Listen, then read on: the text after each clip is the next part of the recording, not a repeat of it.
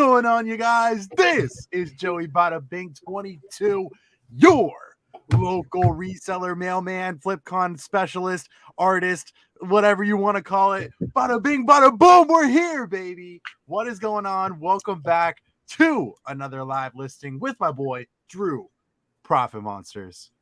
What's good? And today we are listing. How could you forget? I was just so excited to go live with you today. I don't know. Oh, man. What's up, guys? How's everybody doing? Welcome back, people. Just got back from Flipcon. Well, I went on vacation to go see my grandma and my family and stuff. And it was super, super fun. And just got back today. Just drove back. I got back at like 5 o'clock. And we're back, baby. We're back. Let's say hello to everybody in the chat. Or actually, Drew, hello. Tell me what's going on. How are you? Doing good, bro. Like, we played disc golf right at the end. Had fun doing that. And I didn't do that good. That was my first time playing disc golf. Back into it with my boy Drew. And he killed us. He did very good.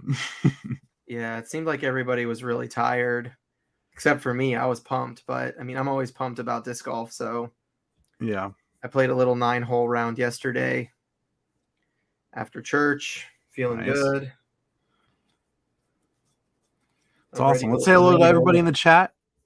We got Ann Jay. Welcome back. I'm glad you guys had a great time at Flipcon. Good to see you guys back. Yes, yes, yes. Ann Jay, it was amazing. For all the people who went, make sure you say hello in the chat. Really excited to talk to you guys. Ashley Wheeler, new subscriber here. We didn't get to talk at Flipcon, but I did see her like throughout. She asked a question during the panels and stuff. But glad to see you here. Thank you so much. I hope we motivate you to list every single Monday and get things going. So thanks for being here. Colby, my guy. Colby, it's like we just saw these people like a couple days ago, and it's like we're back on the normal schedule.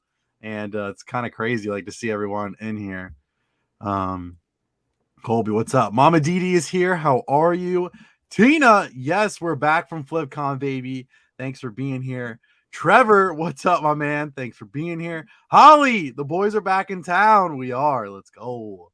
Pinjo Thrift, my man Joe, welcome back. What's up, buddy? Tropical Flipper, the best reseller at Flipcon right here. My man Alex, we hyped him up, and the hype is real on my boy Alex. I hope you had a blast, my man, and so awesome meeting you there, and hope to see you in the future as well. Dude, I'm next month. I think I'm going up to Maryland to see Really? Alex. Yeah. Nice. Let's go. I haven't told him yet, but I'm coming. I'm just gonna come. He knows I want to go. He knows that I have a trip to come up there anyway, but I think it's gonna be next month. So we'll see. I have to talk to him. But what's up, everybody in the chat? Hope everybody is doing good. I am so excited. I'm already working on my first listing right here. Let's go. Pinjo said, side note, the high school I coach for football is 1-0 and won their first game in a long time. We are looking forward to a good year. Let's go, man. Congrats. It's awesome. Flip the world, Matt. Flip the world there. So glad to meet you, my man. Dude, that man is crazy. Dude, he's still eating like hot stuff right now. Dude, when Dalton went up for his panel and Josh introduced him by saying the man who will do anything for an Instagram reel, Flip the World is really the man who will do anything for content. Yeah. But dude, Flip the World, thanks for being here, man. Rachel, met Rachel at Flipcon. Thank you so much for coming up with your husband, Nick. You guys are awesome. Thank you so much for the support and glad to always see you in the live. Let's go.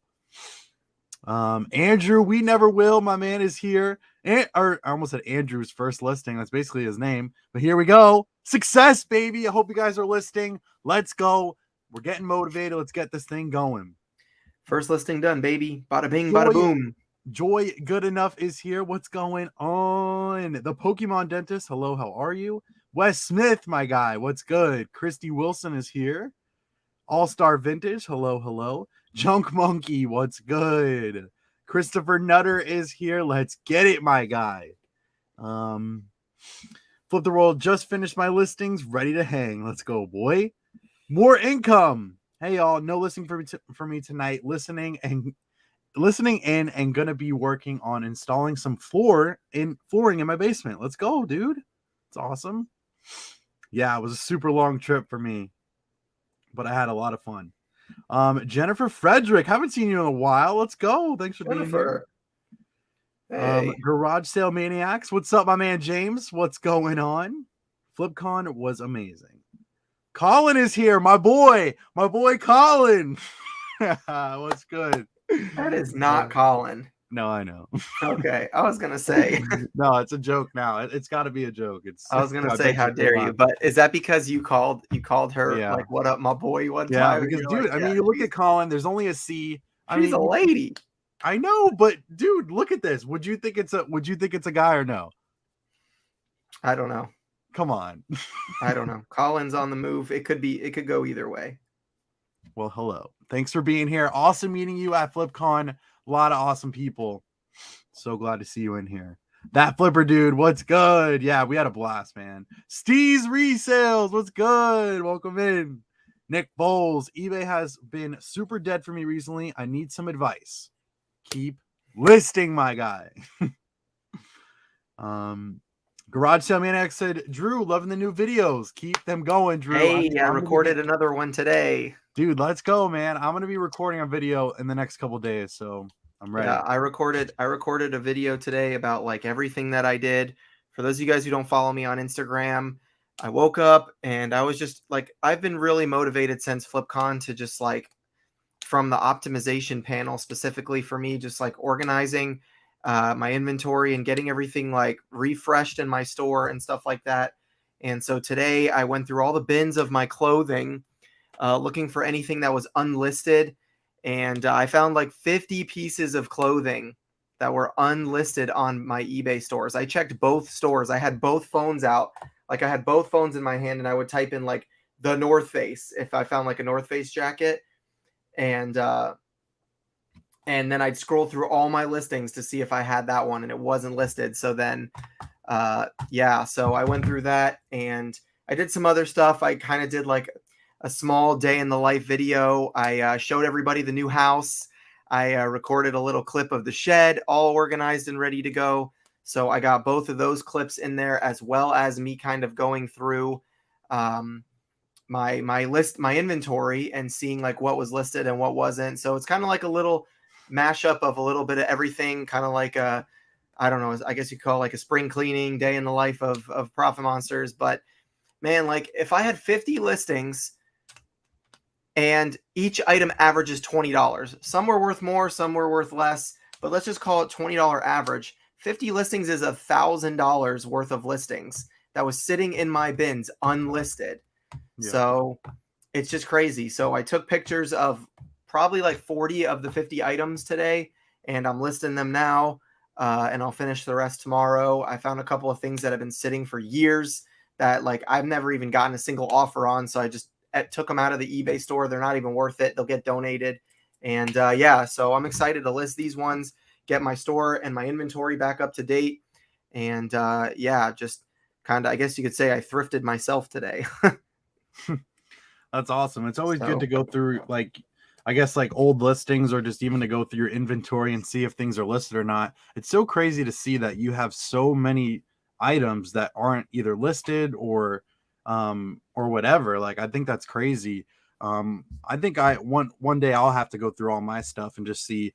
I think everything's listed on my store. I keep like a very good upkeep on like if something cancels and someone doesn't like pay for, like I accepted an offer and I they don't pay for it and it gets, it doesn't get relisted. It just sits there. Like it just never goes back on your store. I always make sure that I always relist it and put it back on my other platforms as well. So that's just so weird that like 50 listings, like that's crazy, man. Dude, I know. And I did it. Sorry, I'm trying to finish this listing. What's up, Kevin? What's up, my guy? Thanks for being here. Ginger Marvin, what's good? So awesome seeing you at Flipcon. Yes, we're going live, baby. Let's go. Just got back today. Let's go. Do I keep cutting in and out? Yeah, you're a little fuzzy too. It's okay. I mean, we can hear you. Like it's all. Yeah, good. I know, but I don't want to be fuzzy. Fuzzy. I need to try to fix it. Susan, man, Susan, you should have just came to Flipcon. Knock on the door. Come hang out. Tina, Joey, did your package deliver? My mom stacked up all my packages. Let me see. Dude, I'm telling you, man, I don't know what is going on with my internet. I'm literally right next to my wireless router. I can't get any closer. I'm gonna have to buy a computer so I can just wire in an Ethernet port because my laptop doesn't have an Ethernet port. Tina, here it is. Thank you so much, guys, Tina. If I'm fuzzy. I'm sorry that you have to look at me all fuzzy or discombobulated. I literally upgraded my internet and it's not paying off. So I'll try to get that fixed for you so that it's more enjoyable to watch. We can always do this if we have to. Let's see. So Tina, I got your package right here. It says, "Hey Joey, of course, when I found this, thought you needed it. A small thank you for the Monday motivation. Don't sell this. Go Pack Go." Yo, what is this? I see Goofy. Come on, baby. You know I love the Goofy. Yo, that's sick. Yo, Drew, look at this. Hey. Dude, that's awesome. Tina, nice. Thank you so much. This is so cool. That is awesome. Walt Disney World, baby. Thank you so much. I appreciate that, Tina. Thank you. Let's go. Let's go. I love shirts. I love Goofy shirts. Thank you so much. Someone said I'm more furry than fuzzy. That's true as well. Oh my goodness. Let's see. Michigan inspired resellers. So awesome meeting you at Flipcon as well. You are awesome. Let's go. Laura Joy is here. Good evening, party people. So glad to see you both smiling. Thanks for being here to motivate us. Let's go, baby. Always, always. Lake Erie Resell is here. What's good? I'm still packing today's orders. First day of school for the kids. Kept me extra busy today. Let's go. That's awesome. Get to work, baby. Let's go. Bird Bath Betty. Stephanie, what's good? So glad meeting you at Flipcon. At first she was so shy, and then she was like, then I had to like talk her into it and just keep talking, and she was awesome, man. Stephanie, so awesome meeting you. Let's go. Hey, I just made a sale. What'd you sell, boy? I sold a vintage college sweatshirt for $34.99 plus shipping. Let's go. Have you sold anything from your... Did you list everything today or... No. I'm listing it now. Oh, you're listing it now. Okay, cool. Yeah. I've made a couple sales today, but my eBay store has been kind of like hit or miss. I've got like 17 unpaid items, and I just don't know why people won't pay for their stuff. And so I just decided to run a 30% off sale yesterday and just see if like it would give me any traction. And I just can't believe the offers that I'm getting after already running 30% off. Like I've got something listed for $100.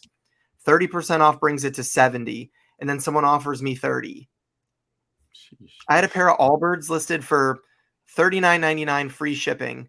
With the 30% off, it's like $25 free shipping, and someone just offered me $15 free shipping. Like, no, it's just crazy.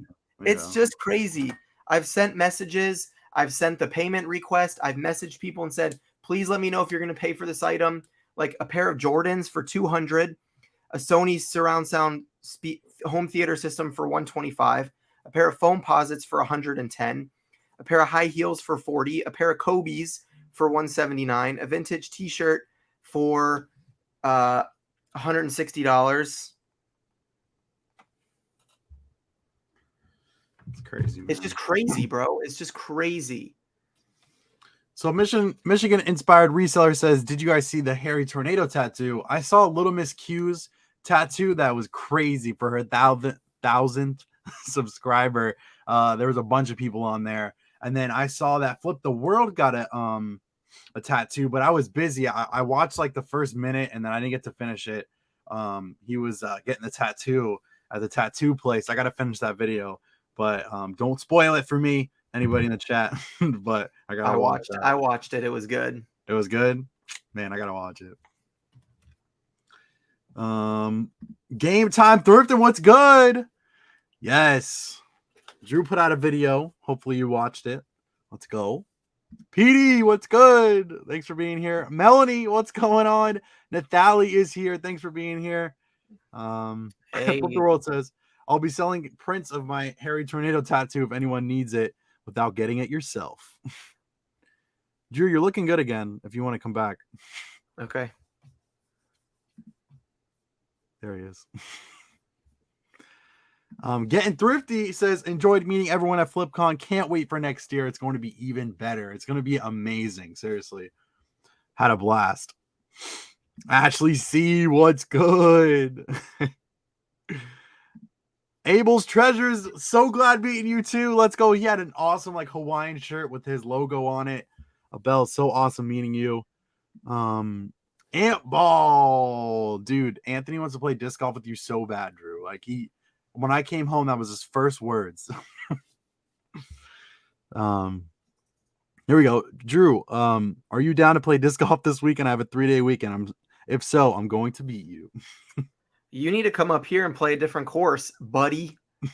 You and Joey need to make a trip up here and play on a different course, or we need to like meet in the middle and play a course we've never played before.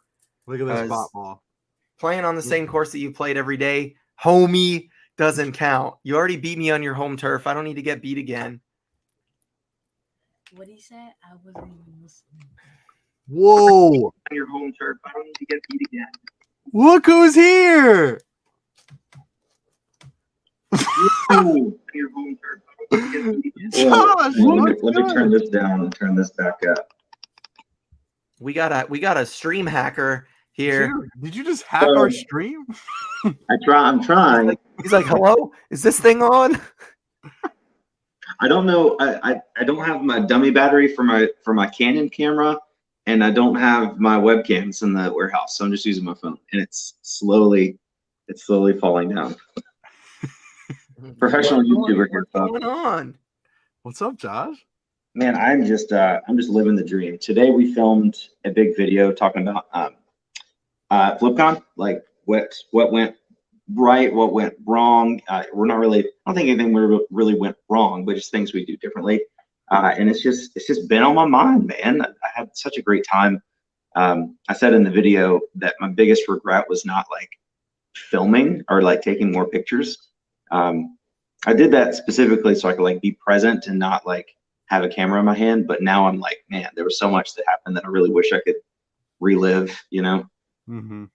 Yeah, like when I had my GoPro, I was like trying my best to remember to get footage, but then I'd like get out of the car and I'd leave my GoPro in the car, and then we were already in the ballroom, and I'm like, I don't want to go all the way out to my car because I left my key upstairs in the room, so I got to go all the way up the elevator, then I got to come back down, and so yeah, it's tough. There was a lot of resellers there that I saw like kind of trying to film, but like everybody was just having so much fun hanging out that I don't think that a lot of people like spent enough time to get content for a full YouTube video.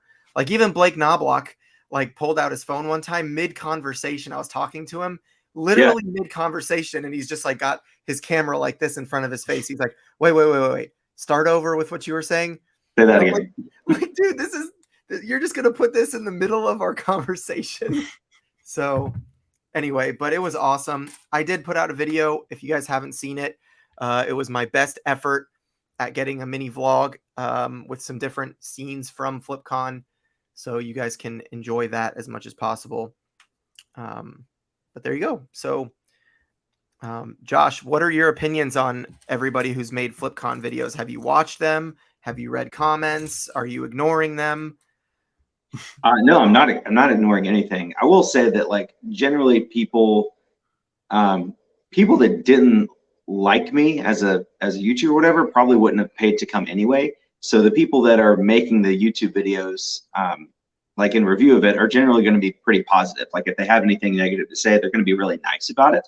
So I don't expect anybody to make a video saying that, it was a complete scam or anything like that. We sent out like an anonymous email survey, which I actually like that more because people could just actually be honest without fear of like me knowing who they are. And that's been really helpful. But even that, like there's been like little complaints here and there, but it's just like basic stuff. Like the swag bags could have been better and the room was too cold and the Chick-fil-A biscuits were cold by the time they got there. I'm like, all that stuff is so easy to fix, like we'll turn the temperature up and do something else for breakfast next year. The overall, I think like we asked people to rate the event like 1 to 5, 1 being basically hated it, 5 being it was perfect. And like 70% of people that have responded so far have said 5. So that's all we could really ask for. Yeah, this is really cool, Scott. I got to meet Scott and Emily. They're really cool people, but he said one of the coolest things that Josh did was like seek everybody out and make them feel welcomed. And that was something that I really appreciated about you this week was like, as much of friends as we are, just like through podcast and reselling and YouTube or whatever, like I didn't get to hang out with you that much other than we were playing disc golf, which was great. I know. Because you were doing such a good job at like actually trying to talk to everybody versus just staying in your circle of like you and Caleb or you and the bigger YouTubers or anything like that. Like you didn't just keep yourself to, anybody. You really put yourself out there and was willing to talk to everybody and anybody. And I thought that was awesome. So yeah, I tried my best. There was one person that left feedback that said they wish the meet and greet was more organized so they could have met everyone. And I'm terrified that they wanted to meet me and they didn't. Right. So I don't know. Maybe they just meant they just couldn't have a chance to talk with everybody because there's a lot of people there. But yeah, it was pretty jam packed. I think another thing, I don't want to give everything away that I'm going to have in the video tomorrow. But one more thing I'll say is that I'm probably going to hire. Well, first of all, we're definitely going to do Flipcon again in 2020. I don't know the exact dates yet, but it'll probably be the first week in August. Just moving it up a little bit because a lot of people couldn't come because school started. And then it'll be the same place at Sheridan Airport Hotel. But I'm going to hire somebody to like actually be in charge of the event like the day of, because there were multiple times when I was like at the registration table, like that one guy that came with his whole family and said he had 4 tickets, but he only had 1. Like I had to handle that. I had to like figure out what was wrong with that. And I need somebody else to do that so I can focus on meeting the people that flew or drove 10 hours to meet me, so I need to have somebody in charge of all that stuff. But Drew, I know, first of all, thank you to everybody because we had so many people reach out and say, if there's anything I can do to help, like, let me know. But Drew, people want to meet you too. Like, I don't want you to have to do that either. Right. So like, yeah, but that's like where I thrive is like being like I don't know if I was saying it to you or somebody else, but like that's like a lot of stuff that I do in youth ministry at the church that I serve. And just like being not necessarily behind the scenes, but just like being a right-hand man to the youth pastor, like anything he needs, I'm just there for it. And I'm sure that my wife will come with me next year and we might bring the kids. I'm not sure how that will work, but if anything, Danny will come next year too. And, that's definitely something we can help with because we both are, very involved in doing stuff like that for the church and handling events and things like that. We love volunteering for positions like that. So anyway, that's just a thought, but I'm sure there's hundreds of people that can do the job. I really like, did you meet my friend Caitlin, so we had 2 people there. We had Kim, who's our paid helper, and then our friend Caitlin, who's not an employee, but just a friend of ours who's just really good at event planning. But she's great because she's like, has the ability. She's like, I don't care how many YouTube followers you got. I don't care what your name is. If you're not on the list, you're not getting in the door. Or like, you got for breakfast, this is what you get. Like, she's just so good at like just handling all that, So we're definitely going to have her back. I'll probably just hire her as like the event planner because nobody knows who she is. So nobody's going to want her to come leave and take a picture, whereas some people even wanted to meet Kim, like our helper, because they've seen her in banana auctions and stuff. So she was really nice. She's nice but firm, which is the perfect 2 characteristics of an event coordinator. Yeah, no, that's great. And then what that does for you is it just frees you up to be able to say like, when the event starts, just like, hey, everybody, thanks for being here. if you have any issues with anything whatsoever or any concerns, you just go see, whatever her name is. You say you can find her anytime at the event, anywhere. She'll be wearing a red lanyard, and you can talk to her, and then, from there we can communicate or whatever. And then it just leaves you free to be able to do whatever you need. Yeah. Joey, what do you think of the event? The event was like really breathtaking. Like just seeing like, first of all, just seeing like all of the viewers, like just coming up to you and like you not knowing their face or whatever. And like, they come up to you and they're like, hi, I'm Aurora Mech. And that's Rachel on here. And I've seen her in my chats and my whatnot. Yeah. It's like so crazy to put face to face. Even what Drew said, like, I didn't even get to talk to Josh at all. I didn't even get to talk to Drew. And he's like we were kind of next to each other, and I was trying to get to talk to Josh, and like everybody was talking to him, and I didn't want to like take up anyone's time for that, but like I could talk to Josh or Drew anytime. It's just like really cool that everyone got to mingle and just talk, and it was just really, really cool. One thing that like I would say that would be a little bit different. Drew and we were talking about it when we were playing disc golf, was kind of like have like sections for us, I guess, because I didn't get to talk to a lot of people, even like the YouTube friends. Like it was so late at night. It was like 12 o'clock. And I'm like, I can't even stand here anymore. We talked to so many people. My cheeks were hurting so bad. I was smiling so hard. Like, just like so many great people just talking to you. And it was just so amazing. I wish we had a little bit more time, I guess. Because the whole like day just went by so fast. Like, but it was just like, I'm just super blessed to be in like this area with a bunch of great people. And you're never around like resellers. Like, yeah, like we'll hang out, I'll hang out with Drew, I'll hang out with Josh, but it's so different when you're around people who just love reselling. And I'm so happy about it. If I can compare it to because I went to the reseller rally in Cincinnati, it just was totally different, man. Like we just had like a dinner, and like everyone kind of just talked a little bit, and there was no like panel like how we did. And I Flipcon was amazing. And I'm not just saying that because these guys are my really good friends. Like I really think that everything that was just in place. I've never been to the Boss Reseller Remix, so I don't know how that goes, but like this was so amazing. Like I'm not just saying it just to say it. Like Josh really put on a good show. You guys even MC'd. You and Caleb was just like awesome, like just saying funny jokes and stuff. And it was just like amazing. It was just such a fun day. Like I felt like a celebrity, it was just like so cool talking to everybody. But I had a really good experience. It was just super fun talking to everybody. So I thought it was awesome. It was really fun. I was the second night, I was so tired because I'd woken up at like 2 a.m. the night before, not on purpose. I just woke up for some reason. I couldn't go back to sleep. So it was like 1:30. So I'd almost been up for 24 hours. And it wasn't like I had just been awake. I'd been awake and like working and like talking the entire time. So I don't think I've ever been that tired in my life.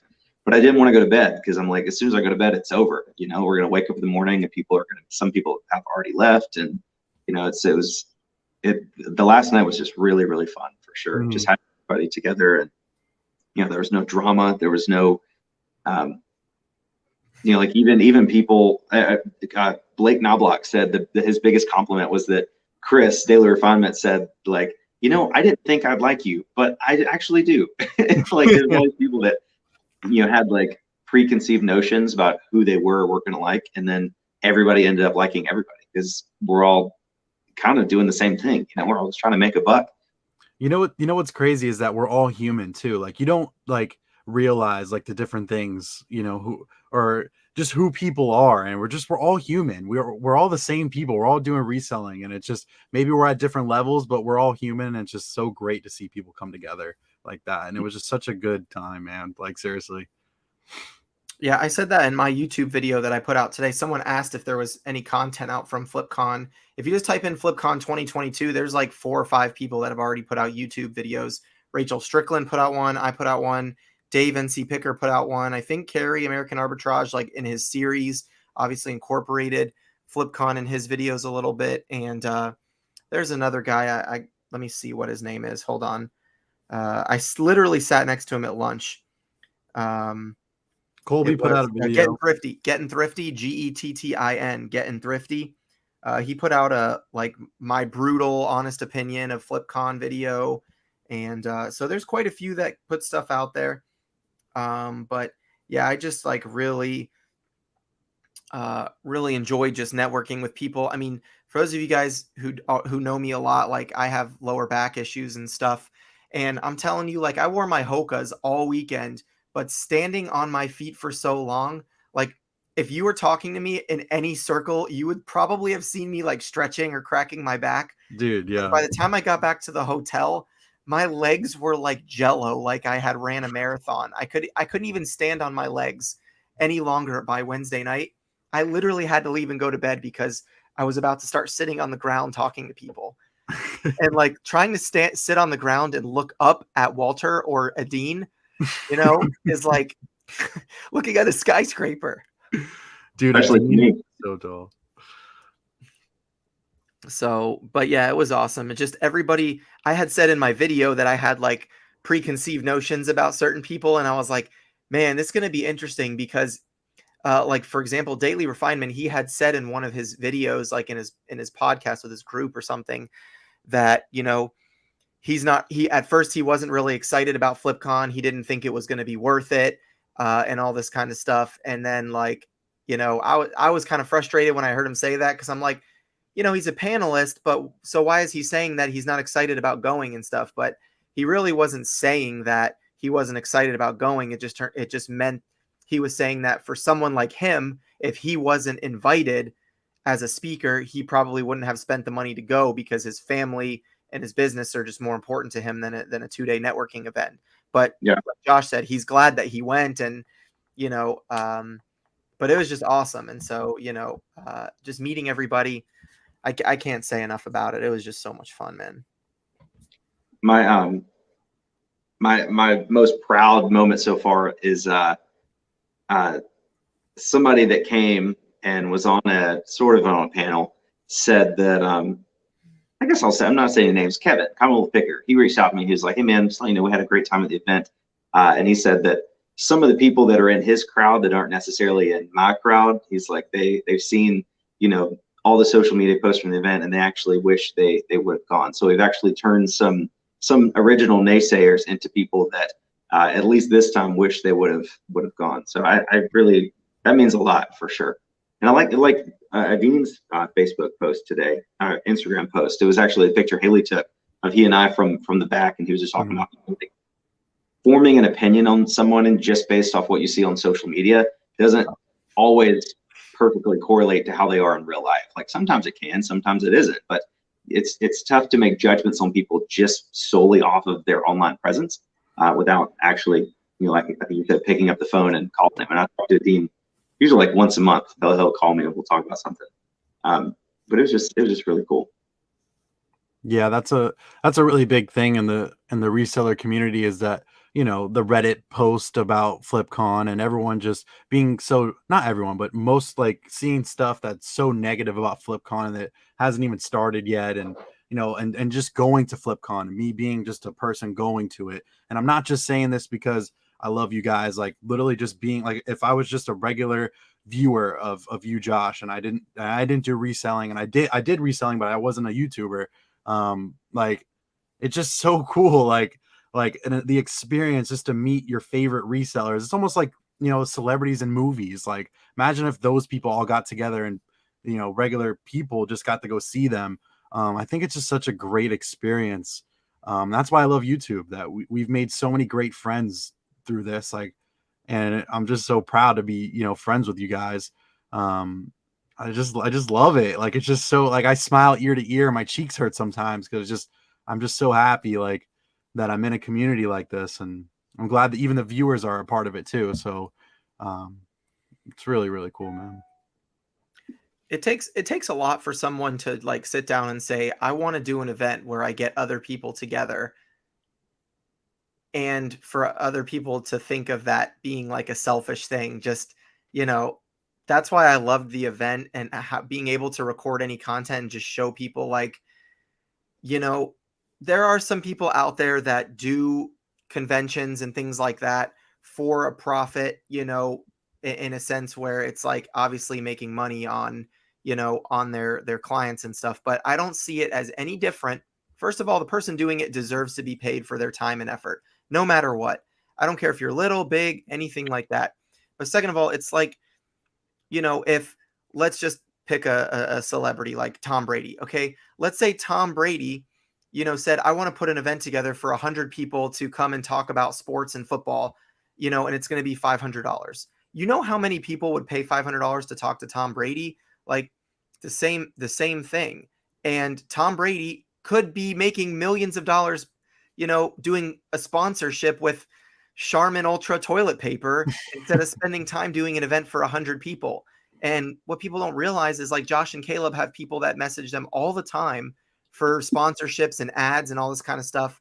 And the amount of time and effort they put into the event, first of all, in my opinion, they deserve to be paid. It doesn't matter how much it was. It could be $500. It could be $5,000. I don't care. They put it together and all I had to do was show up.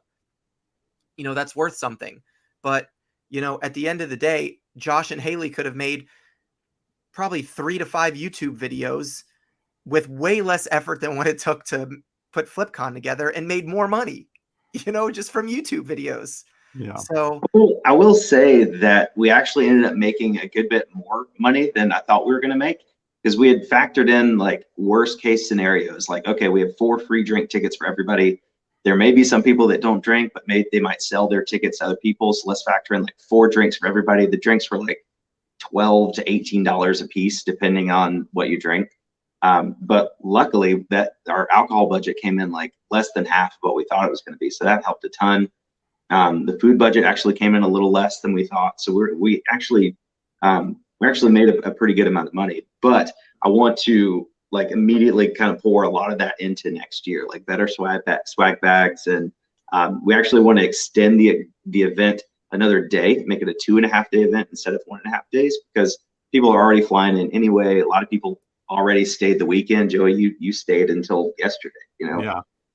So I think it is going to be a 2.5-day event, having more time for some breakout sessions. So people, like, we could have a breakout session on whatnot. Like, I don't want to do a panel on whatnot, because if you're not interested in that, it's just a waste of time for you. But if you want to learn more about whatnot, we can have like an hour segment on that. So just something like that, but definitely a longer event. I will be selling this year's drink tickets for next year. If you want extra drink tickets, because I don't drink alcohol. Roll over, folks. They do not roll over. They will be available. I actually gave my drinks to Reezy.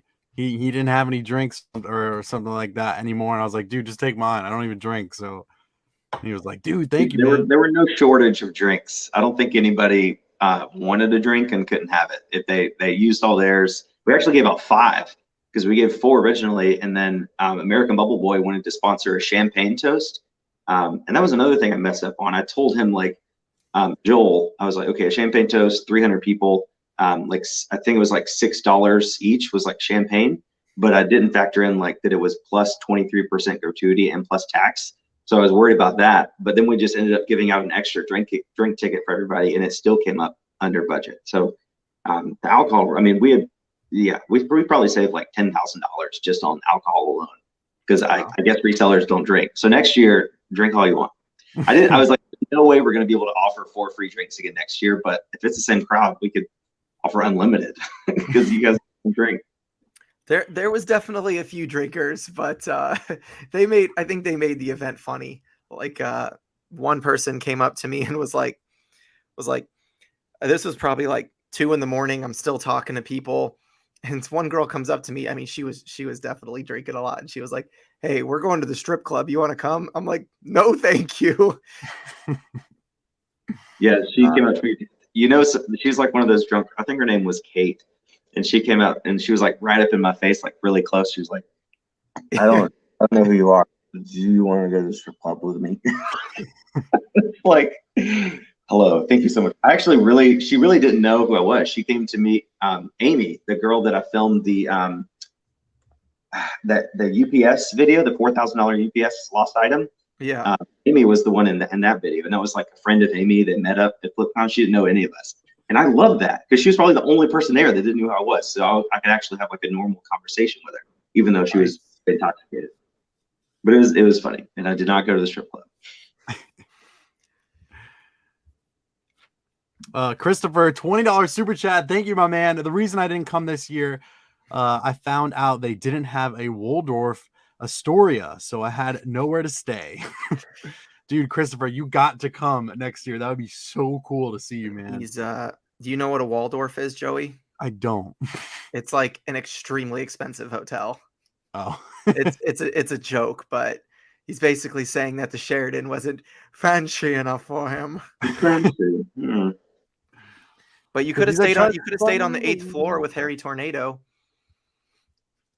8th floor is nice. It's like a regular room with an extra living room that nobody ever uses. That nobody ever uses. What's up, Robert? Dude, there's so many people in the chat. I hope everybody's having a good time. I hope you're listening. I'm still listening, so I hope you're listening. And I'm looking at all the comments. Yeah, I didn't drink at all. I think the closest thing I got was a Shirley Temple. I walked up to the bartender and I had one of my tickets, and I was like, everybody was getting beers and wine and whatever. Someone got a Bloody Mary right in front of me, and I was like, "Can I please have a Shirley Temple?" And he like turns around and he's like, "Okay." Makes my non-alcoholic drink.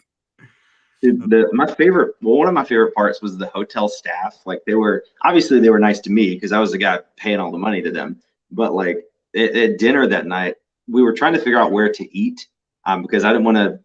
Like at lunch, we just went and sat at a random table with people, and it was fun. But like we were trying to just find somewhere, just like 5 minutes, just to eat without like. I don't want to sound negative, but just in peace for just 5 minutes, without having to be in conversation. Give our jaws a rest from talking and smiling so much. So we needed forks because they put the silverware on the tables in there, but we needed forks to eat outside. And I'd asked one of the guys, like, "Can we get a couple forks?" And he was like, "Oh yeah. And he brought us like 30 forks. It was, I'm like, what? We do not need this many forks, but thank you so much. He's like, it's okay. Go. There you go. Like anything we needed. Like they hung the sign. We brought the Flipcon banner, but I didn't bring a way to hang it, like a frame or anything. So they figured that out for us, and it was just great. That's funny. The Bearded Finds, what's up? I got a pretty cool T-shirt from him.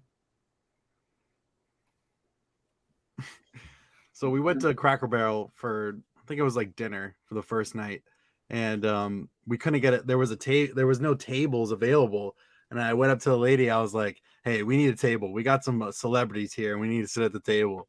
No, I'm just kidding. But I was like, "Lady, we got to put these tables together. We don't have enough time. We got to get back." She looked at me and she's like, "Are you serious?" I'm like, "Yeah, we got to get these people in, man. Come on, we got to sit down." And she was like, "Okay." Definitely didn't do that. I did do that. I made it happen, baby. The Bearded Finds asked a question. So he said, I was asked this, so I'd like to get other responses. Other than being able to be your own boss, what has reselling done for you that you couldn't do before? It's an interesting question. I'll answer.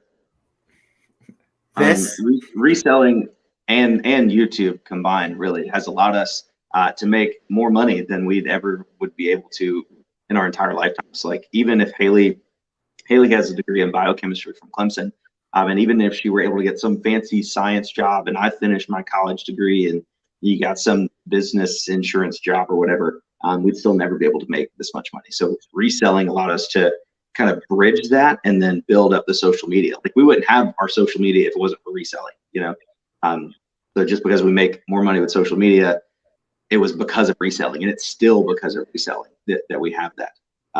And we'd never, at this point, we could probably both be doctors and still not make as much as we do now. So that not only my own boss, but like we're able to live a lifestyle that we never, ever would have imagined in a million years. That's awesome. Yeah.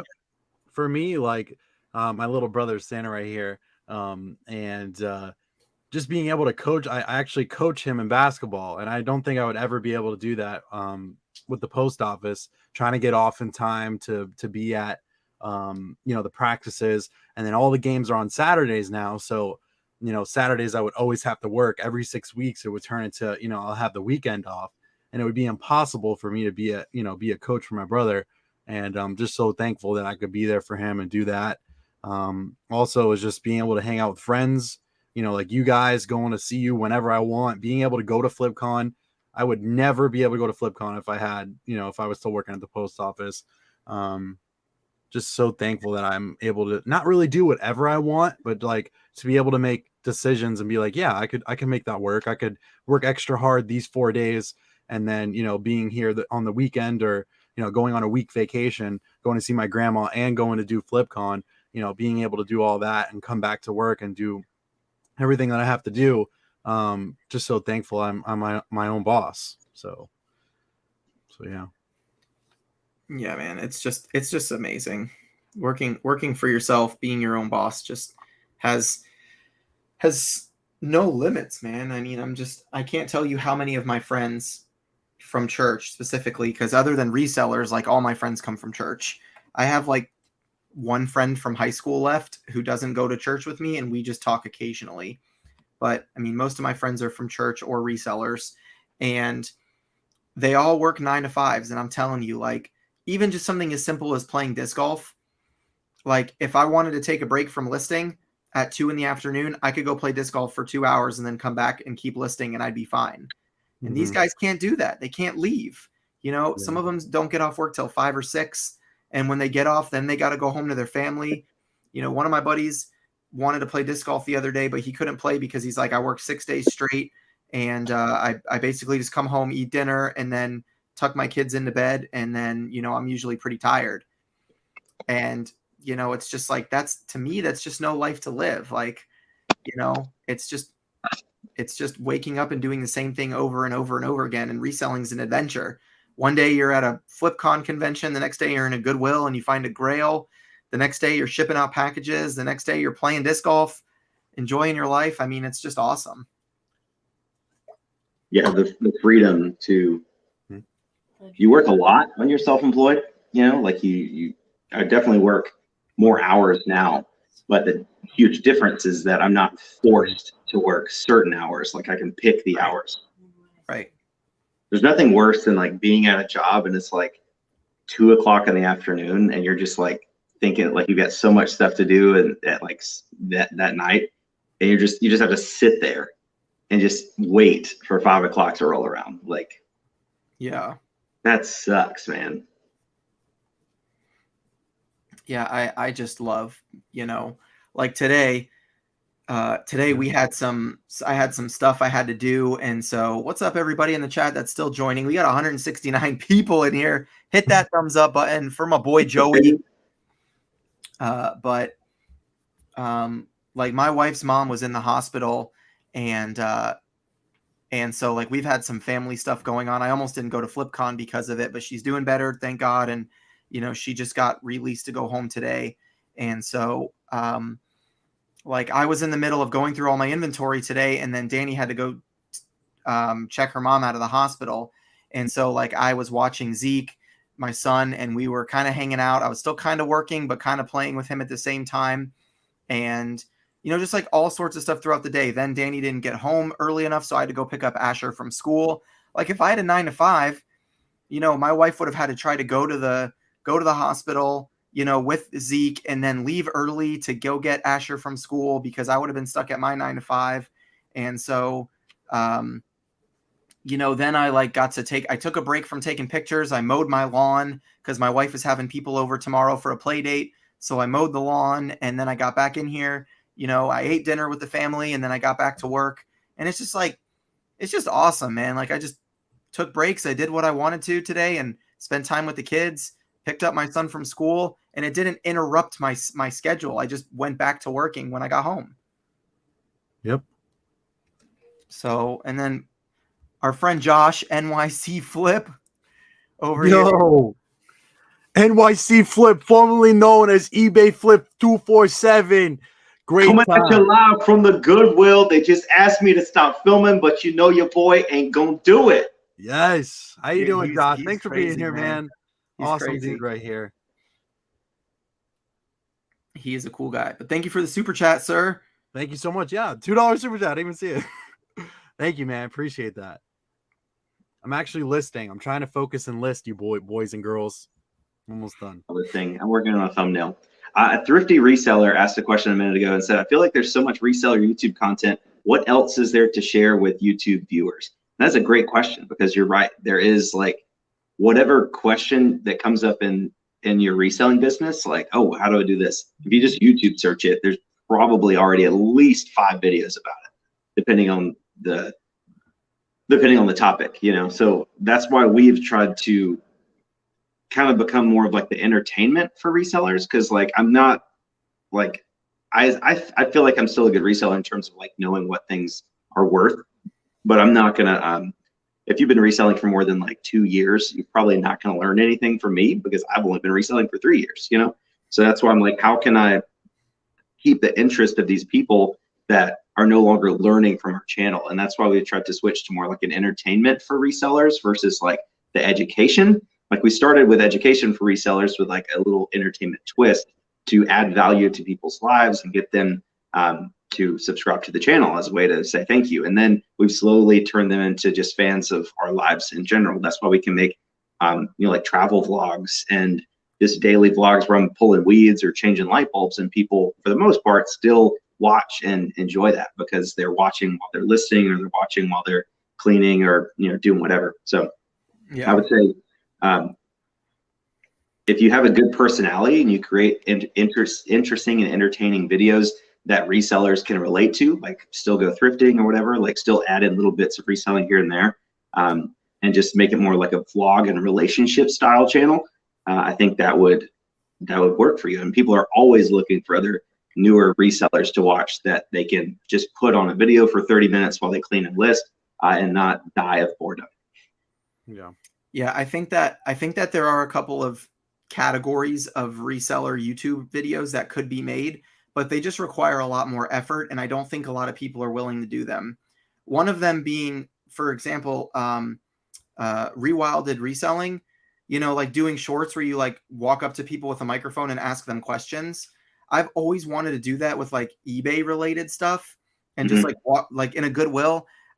I've had this idea for a video literally ever since I started my channel, but haven't done it and haven't figured out how to do it right, because I would need someone else and I would need someone to record me. But I'd want to do content like this. It's called Thrifter or Flipper. So you walk into a Goodwill with a camera by following you, and you watch someone as they're in the Goodwill, and then you and one other person have to guess if they're a thrifter or a flipper by looking at what they're picking up. And then you have to walk up to them and ask them, excuse me, are you here just because you like to thrift, or are you here because you're a reseller?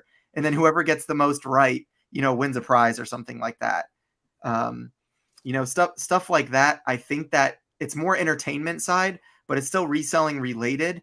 But it just takes a lot more effort because you have to have multiple cameras and microphones, and, you know, you want to get goals and you want to make it fun and lighthearted, and you know, you don't want to offend anybody. And so you know, like I have so many ideas like that that I want to do, but I'm just being a one-man show. I'm obviously more focused on my listings than I am my content, but maybe I need to take that up to the next level and just take a risk or something. But I got tons of ideas. If you're looking for creative ideas for a YouTube channel, I've got the ideas. I just don't have the execution. So send me a message on Instagram and I'll give you all the ideas for free, and you can just shout me out in a video or something.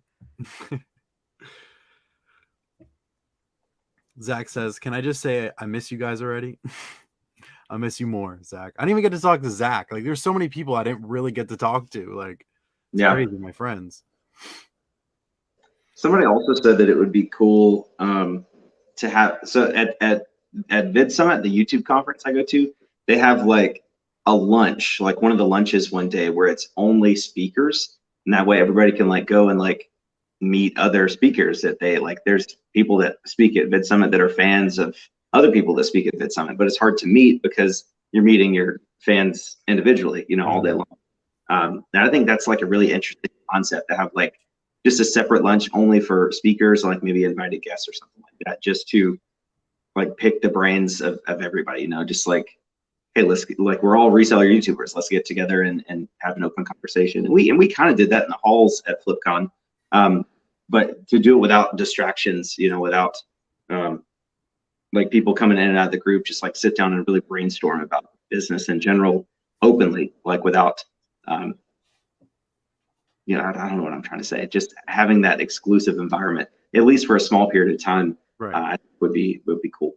That would have been very, very, very awesome, because towards like the end of the night, like it was starting to be like 12 o'clock or 11:30 or sorry, 12 o'clock. I was just like Drew was saying, like my feet were starting to hurt, and my feet never hurt. And I was just like standing there. I'm like, man, I can't do this no more, but I want to talk to all of you guys. And I'm like, I can't do this. I need to go to sleep, you know, but I was so glad just to even be there with you guys. I for profit. What's good, my man? Thanks for being here. Nick Foles says I need an updated Bolo video. It changes all the time, and there's a lot of old info out there for sure. You know, I think that as far as Bolos are concerned, I think that there are a couple of really good channels that are underrated for Bolo specifically. I think Courtney Bolo Buddies is really the best. I mean, that's all she does. Her entire channel is devoted to every video is a different category of Bolos. Bolos under $10, doll Bolos, Barbie Bolos, video game Bolos, this, and this. And she takes all of her information from other resellers and then gives them credit for sharing the Bolos, like in her Facebook group. Mm-hmm. And Kat the Nurse Flipper does really good Bolo videos on categories. But it's tough when you're niching down if you're not an everything seller, because, you know, it's just like there's so many things out there that you just can't make a generic like 50 Bolo list. The Auction Professor has some really good information on, you know, random stuff, Bolos and things like that. But I really think that like the people who are going to start doing big things are the people who are buying bigger, bulkier stuff, because there's a lot of small item resellers, shoes, jewelry, clothing, you know. But when I see like Brandon flipping $1 on Instagram, and he buys like a donut maker machine, and then he sold it for like $6,000, you know, or he goes to an auction and he buys like in those like Papa John's, like in pizzas, where how they have like the big mixer bowls and stuff. You know, he'll buy like broken machines and then part out like the mixer, the bowl, that kind of stuff. And he'll sell. He posted that he sold one today that was used for parts, not even working, just one of the parts for $300, you know? And so, you know, I think some of that more obscure stuff is really like a next level, you know, thing for resellers, because a lot of people don't want to pick up the bulky stuff. But if you're an everything reseller, those are the kinds of stuff that you need to look into, in my opinion. Those are, I mean, it just depends on what you want your end goal to be in terms of like YouTube. Like I saw an Instagram reel or something today. This guy bought this big, it looked like a big half of a car wash, like a big long fuzzy thing that spun. But it, you know, a car wash normally have like 3 of them, and it was just one tall one. And he bought it on Facebook Marketplace for $500, and then sold it on eBay for like 14,000. And he like the short actually had a lot of information. It showed like him making a huge pallet, and he strapped it to the pallet and then wrapped it in saran wrap. It talked about his cost of goods. It was like $600 to ship freight, and it was like a great flip. He made like over $12,000 in profit after fees and everything. But I'm like, that's such a to find that and know that it's not like, know how much it's worth and stuff, like that's very difficult. So if you want to be a really good reseller, like all the best resellers on YouTube channels, Tech and Sports is probably one of the best resellers that I know. And does he make YouTube videos? I don't think he just does the podcast with Chris. Just as a podcast because he's too busy making money with reselling. So it just depends. Like for us, we focus more on like the more elementary style of reselling, because there's going to be new resellers coming into the scene like every single day, and they're going to need content to watch. Yeah, that's easy to understand, and you know, showing Bolos that are relatively easy to find. You know, I thought I'd start making videos about random mobile car wash parts that sell for $14,000. Like, how many of those are out there? Probably none. Now there was one, and then that guy bought it. Now there's probably none. So it's just what your goals. If your goal is to grow on YouTube, I think you should focus on topics that are more widely achievable, I guess, rather than like crazy once in a lifetime finds that are great for you in terms of profit, but really hard to emulate from a viewer standpoint. Yeah, I mean that's what Tech and Sports talks about, and I'm not part of their group or anything, but I mean you can see it from the ones they post on YouTube. It's all about what you can do repetitively. I mean, he sells 250 clothing items a day every single day. There's no bolos to be had. There's nothing new. There's nothing secret. It's the same thing over and over and over again, and that's how you make a ton of money when you niche down and sell the same thing over and over again. If you're looking for bolos because you want to have fun, doing reselling and it's part-time, or you're just trying to spice up your reselling life, I guess, then that's where you start finding that stuff. Like there's a guy on Instagram, the Portland Pickers. They are always sharing the most random sales. Like, those things that you see like in the back of a Walgreens that like connects the truck to the back door, where it's like a rolly rack that has wheels and you like slide the box. He bought one of those on Facebook for like $50 and sold it for like 1,500. And he did the same thing. He like showed how he put it on a pallet, or he loaded it in the back of his truck and drove it and delivered it. And it's just crazy. Like there's all sorts of stuff you can make money on. I mean, for example, Chris Flip the World found a retina scanner in a dumpster and sold it for $1,500 or $2,000 or something. Like, I mean, if you really want a bolo, let's just start picking up everything you see in someone else's trash and looking it up and seeing what it is, It's really just looking up stuff too. Like I just like when I'm going through the clothes and I see like a different brand that I've never heard of, I just look it up. Something that has like good material. Like we do a bunch of clothing, so just a lot like feeling the products.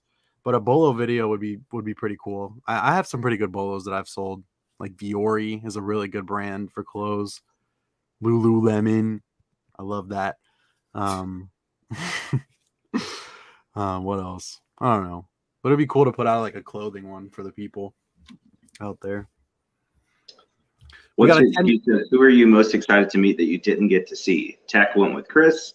Josh, next year would be cool to invite Rabbit from Michigan. So no, Tech did not go with Chris. I don't think Tech and Sports is ever going to show his face anywhere in public. I don't think Tech and Sports has left his house in the last 10 years. He just runs all of his entire empire from home.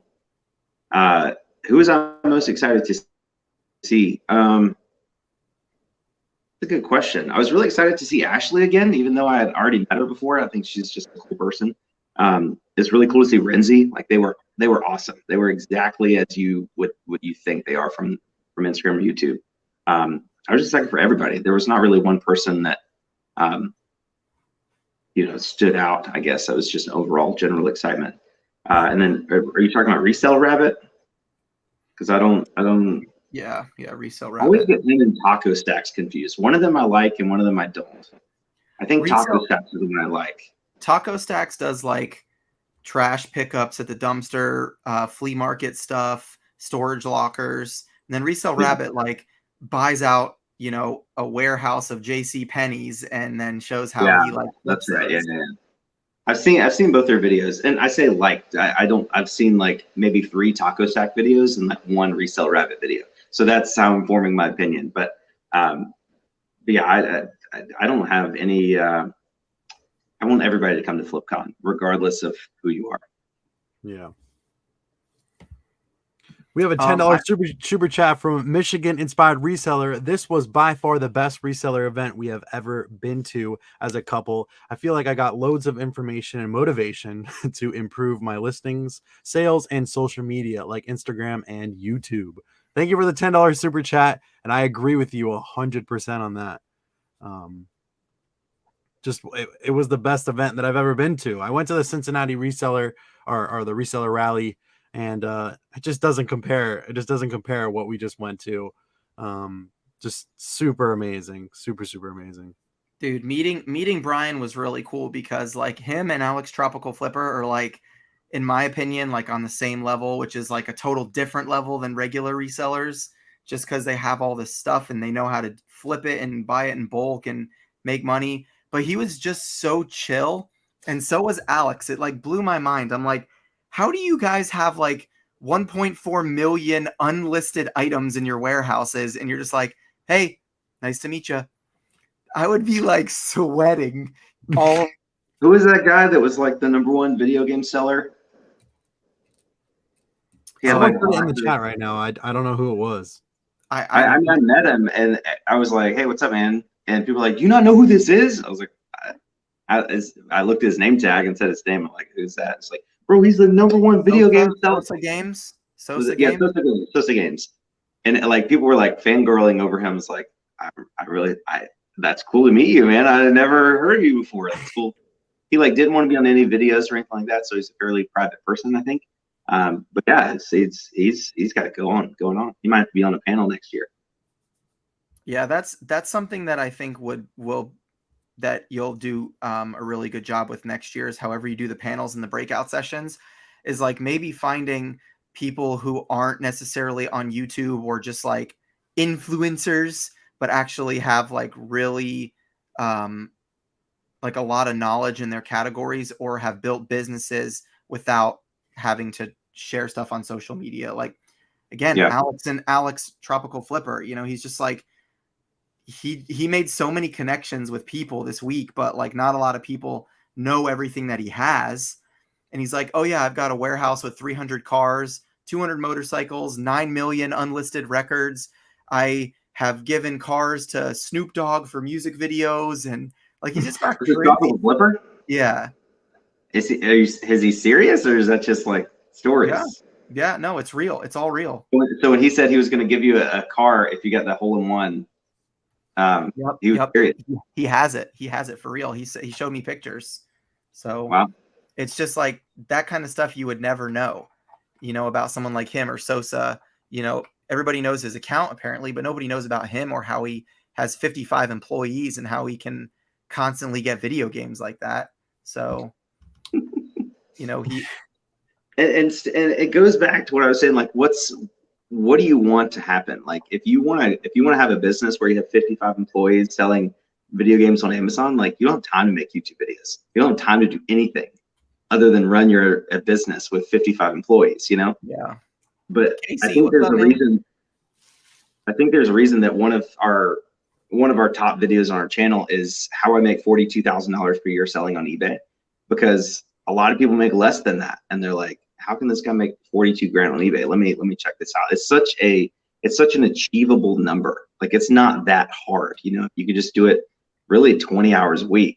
If you're halfway decent at reselling, you could probably make 42 grand a year on eBay. Like, it's not that hard.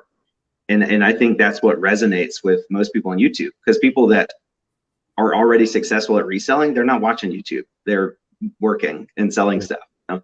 So if you want to go on YouTube, like if that guy Jack made a YouTube video about how he sells $80 million a year on Amazon, whatever, like it probably wouldn't even get that many views, because that's such a crazy number that people are like, there's no point in watching, because there's no way I'm ever going to achieve that for the average person. Yeah. Yeah. Brian, I didn't get $100 a year selling on eBay. Brian, I didn't get a shirt from Alex, but I think who did he give it to? He gave someone a Grateful Dead shirt, but it wasn't me. And the people in the chat were saying that he's 22. Sosa Games? No. Alex Tropical Flippers 22. Oh yeah, he's definitely he's dude young. Tucker, the kid, yeah, dude, he just bought on an Amazon store like 10,000. He's gonna be on a panel. I should put him on a panel next year. That would be sick. I was gonna say in like 5 years. Only she's due next year.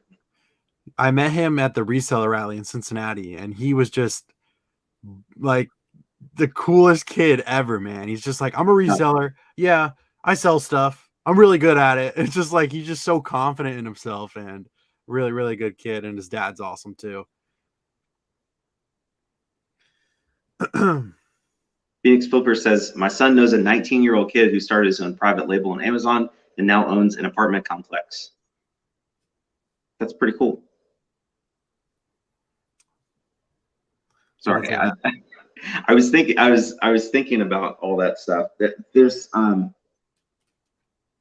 I don't know if I could get on a soapbox about like real estate and stuff like that. Like when people use real estate purchases as like a flex, you know, like it's almost like cars or whatever. Like it's not that hard to go buy a car. Like one of my biggest pet peeves in life is when people post on Facebook that they get a new car and everybody's like, congratulations, whatever. I'm like, I'm only going to congratulate you if you paid in cash, because if you're barely qualified for the loan and then now you've got a huge car payment that's actually going to be a burden on your family, that's not anything that you should be congratulated about. And a lot of people, generally, a lot of people that buy apartment complex buildings are getting into a ton of debt. It may work out for them, it might not. And if it's truly a 19-year-old, I don't imagine that he has saved up enough cash to pay for that apartment building outright. So I hope it works out for him. Maybe he's going to be a multi-billionaire one year, and one day, and I'll just look like an idiot. But there's a lot of people that buy apartment buildings and buy duplexes and all this stuff because they want to be like that rich guy they see on TikTok, and they end up putting themselves and their families in a very difficult financial spot. So I'm trying not to romanticize stuff like that. Josh, do you want to answer this question? Who won the tiebreaker round in disc golf? I don't want to talk about that. So that means Drew won, guys. Phoenix Flippers, have a good night. Thanks for being here. Oh, Osborne to Thrift actually bought his entire apartment complex, and he just lives in one of the apartments. What do you guys think? What's up, Tim? Comment that Matt and... Where's Haley? What's Haley, Josh? Drew. So Anthony's been dying to say something to you. Go no, go just to it's. I saw it in the comments. You guys come up this weekend. We'll play 2-on-2 with Matt Easy. That works for me. Me and Matt will crush you guys. Is he good? Yeah, he's better than Joey. No one's. I'm you're better not even. than you. Whatever. Oh man. What's your excuse? Says Josh. Josh, I guess you can still cash flow having the apartment complex. Cash flow is king. Yeah, assuming nothing goes wrong, real estate is a fantastic investment for sure.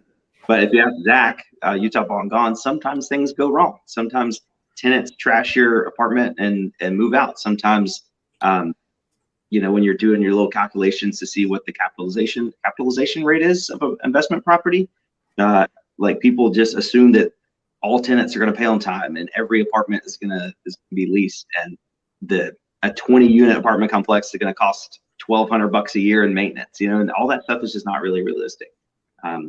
Like for example, with my real estate deal, like for those of you guys, try to get that off. For those of you guys who don't know, I am renting out my old house and we purchased a new house. And, the only reason that it was smarter for us to rent the house than it was to sell was because, we didn't owe a lot on the house.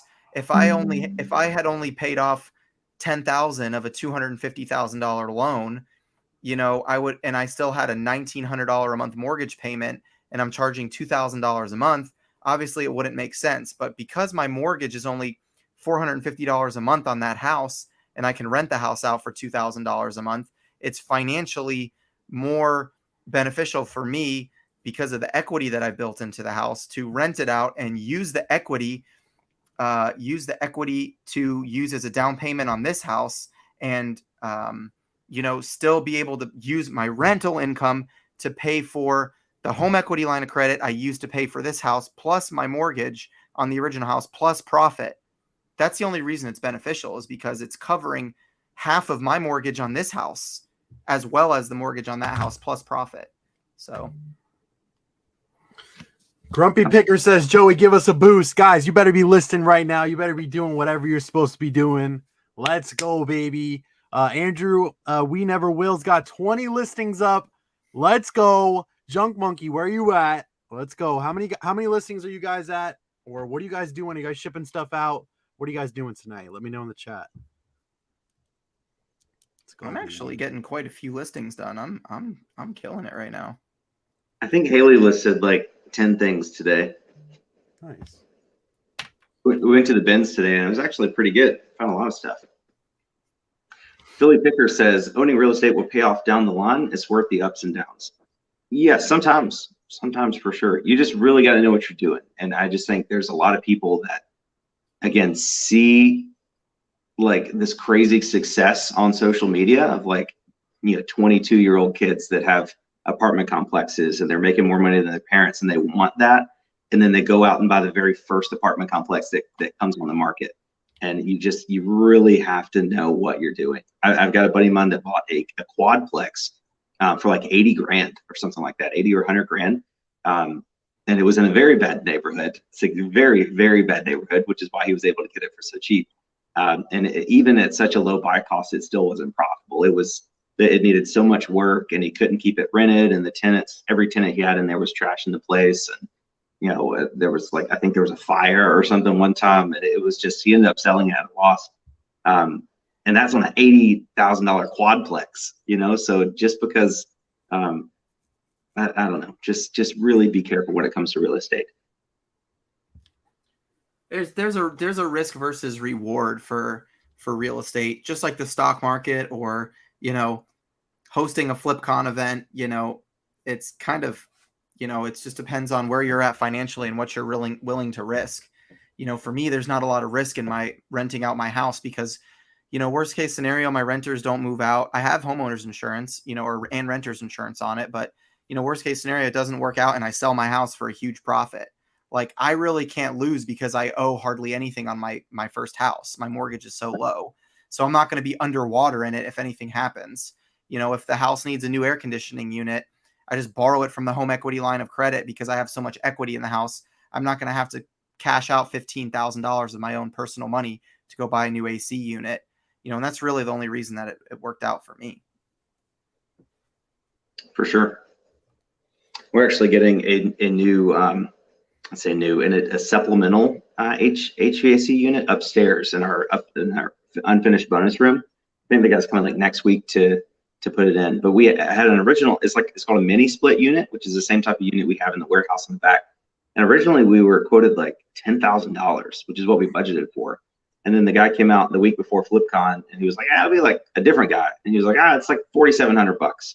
I'm like, okay, sounds good. That's awesome. You're hired. You're hired.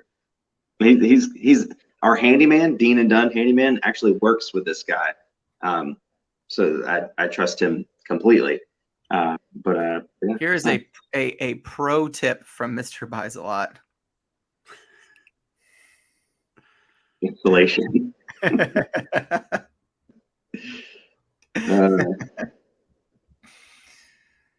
Oh man, that's funny. Zach, Utah Bomb Gone has $1.8 million worth of debt, guys. That's crazy, Zach. That is pretty crazy. That makes me nervous, and it's not even mine. He's at the point though where if he gets one more rental property under his belt, his rental income from his 4 to 5 properties completely pay for his mortgage and all of his living expenses, he said. So he only needs one more rental property in his portfolio already, and he's younger than me. I think he's 31. He said he's younger than me, and literally the house that he lives in is like a $700,000 house in Utah or whatever. The houses are so expensive up there. Tim is so funny. But yeah, so that's pretty cool that if he has another renter, and like Josh said, if things go smoothly, then yes, his rent, his living expenses are covered basically for the rest of his life, just based on 4 or 5. We saw a big, with COVID, when COVID happened, there were so many people that got in to the Airbnb scene. So there were people that owned 5 or 6 houses and they were renting them out on Airbnb and they were making hundreds of thousands of dollars a year, right?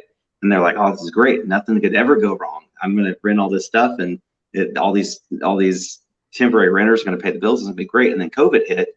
And then bam, nobody's coming to your Airbnb. So they had I remember seeing articles about these people that were like, woe is me. I have 8 rental properties that are on Airbnb and I don't have any tenants and I'm going to lose everything. I'm like, you should have prepared for this. Obviously, it's not this, nobody kind of knew this would happen, but I think anytime you go into a real estate deal, you have to have that in the back of your mind. If every unit I have was not rented, could I afford the overhead, the basic overhead with 0 revenue coming in? And if the answer is no, I wouldn't buy it personally. That would be insane to even think of. I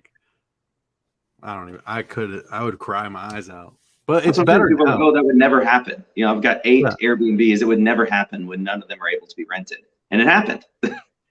It happened. Like it already happened. Yeah.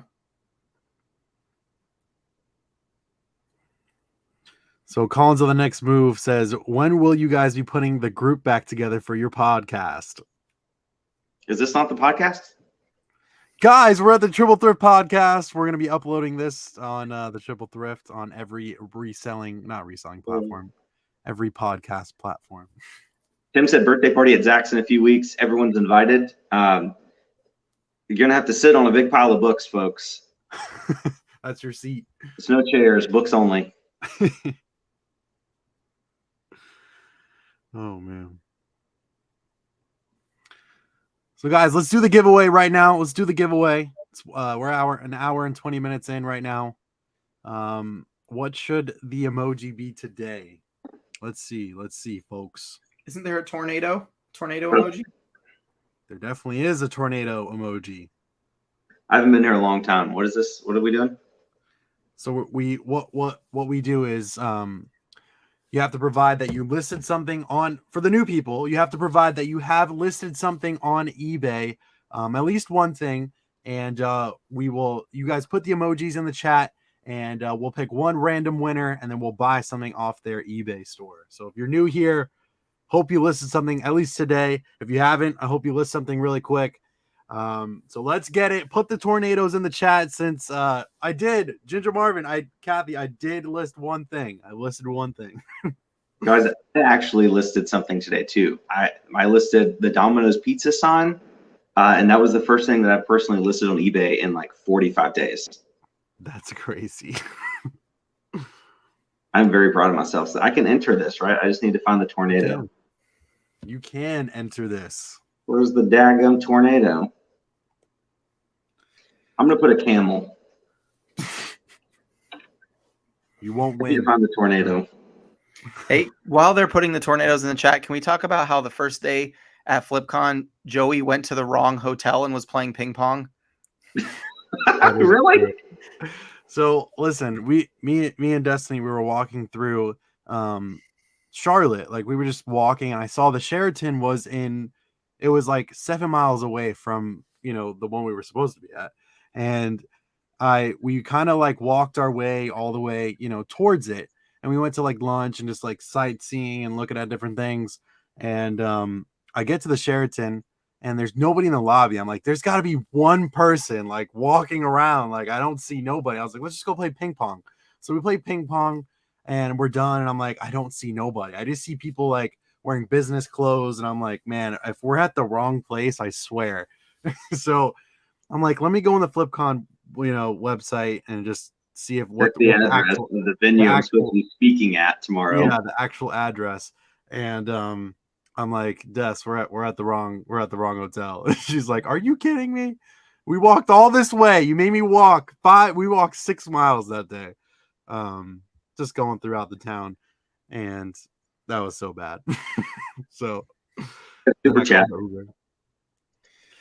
So You got a super chat from, I think, Lala Fancy One or something. did I really? Let's see. Lala's Fancy Ones, $4.99 super chat, a super sticker. It's a pair mic drop. Oh, I see it now. Leanne, thank you so much. She actually was supposed to go to Flipcon, and she had to cancel last minute. I'm so sorry for whatever happened, but I'm so glad that you're here, and thank you for the $5 super chat. It means a lot to me.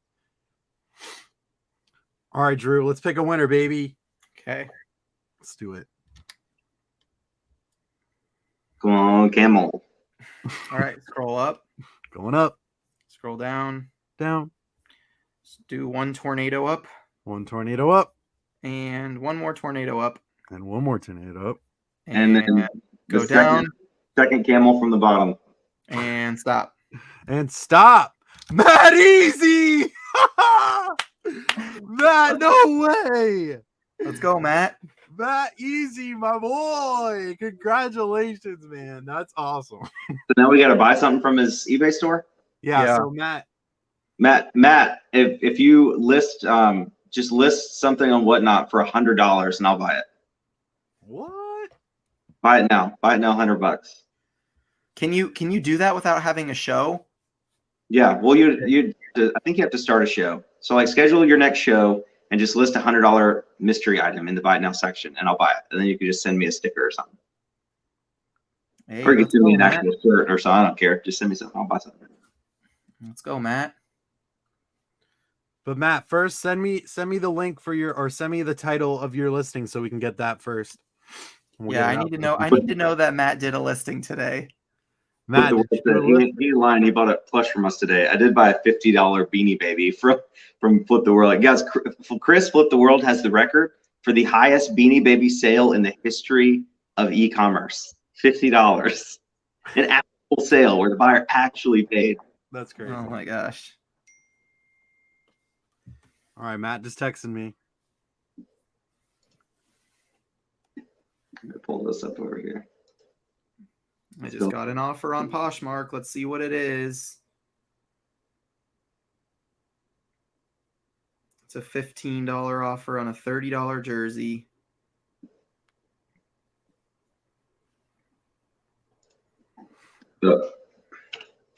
Matt Easy. Matt did list this, baby. Congratulations, my boy, Matt Easy. Let's go. I can't believe I have to buy something from Matt Easy. I'm just kidding. Now Matt's been grinding, man. He deserves it. I think I have to do it on my phone. He has been faithful in the live chat for a long time. So yeah. Remember when Matt made the 96-foot putt at disc golf to beat the final hole? That was insane. It was the whole 17. They were like tied, and Matt makes this 96-foot putt, which is in disc golf. That's hard. Those don't drop. You might make one of those every like 6 months or so. You might only make one of those once in your life if you're an amateur player. What did I say at the end? I was like, "You win, you win." And then Drew, like Joey, his last throw like hit the rim of the basket or whatever, and then like started rolling down the hill away. And Drew does the songs like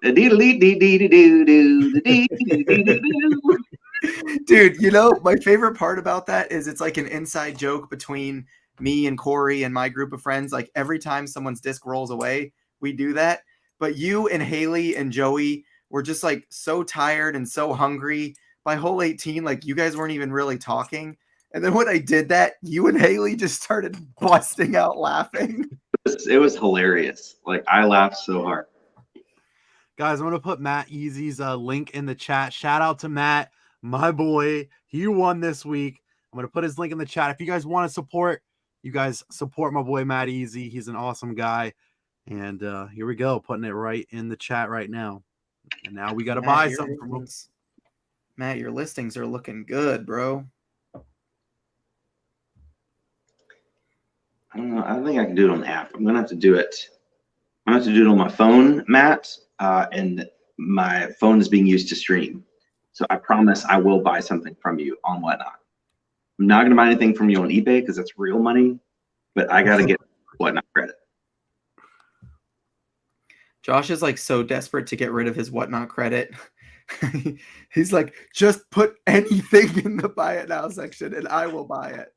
I've been buying stuff from people on Instagram. They're like, this one guy, I'm buying, I don't know, like 200 Funko Pops and like 300 Squishmallows from him. And he was like, how does $2,800 sound? I was like, just make it $3,000. It's free money for me. You know, I'll help you. I'll help you out. I'll give you some more of it. That's a lot of Funkos and Squishmallows. Don't spend it all before you buy my box. He's going to come back tomorrow like, oh, by the way, I kind of went a little crazy and sorry, I'm not going to be able to pay you for Flipcon this year. Hope you don't mind. It's all right. I'll just charge double next year. When did Darrell Rivas play for the Buccaneers? I didn't know that.